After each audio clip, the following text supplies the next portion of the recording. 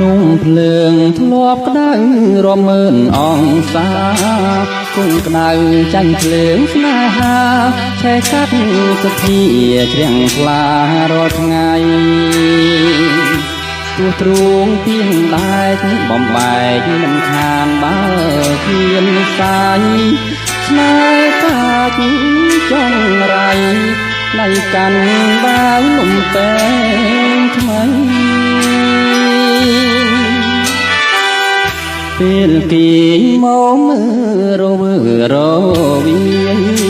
ពួកច្រំទឹកភ្នែកលាយបាយទាំងទ្រូងស្ទើរធ្លាយដោយសារតែក្រែងដួងចិត្តខងខានព្រោះតែនឹងស្មានថាគេប្រណី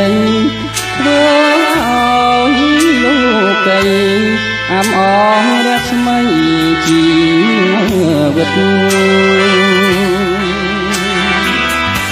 អភ័ព្វទាំងស្នេហ៍គេខ្ពើមទាំងឈ្មោះ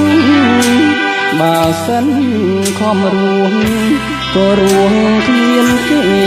អាណិតបើស្រីនាងគ្មានប្រណីដល់ចិត្តហេតុដី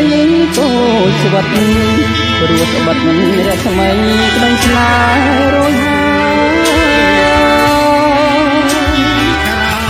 នឹងភ្លើងស្នេហាគ្មានគ្រារលត់ជាតិនេះខំជាមិនផុតពីភ្លើងស្នេហ៍ដុតគ្មានពេលណាស្បាយតន្ត្រីពីរួមក៏អស់ខ្លឹមសារក្នុងព្រៀនហើយនេះថាចំឡើងឆ្លើយថាព្រៀនអើយក្តៅណាស់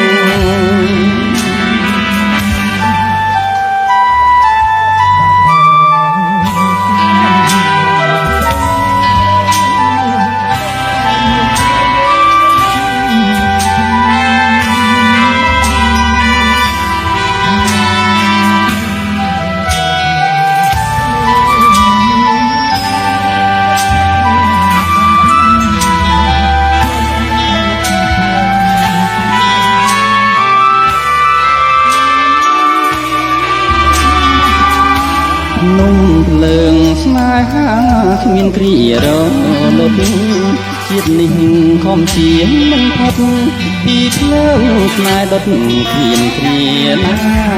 ស្បាយតន្ត្រីពីរួមក៏អស់ខ្លឹមសារក្នុងព្រៀនហើយ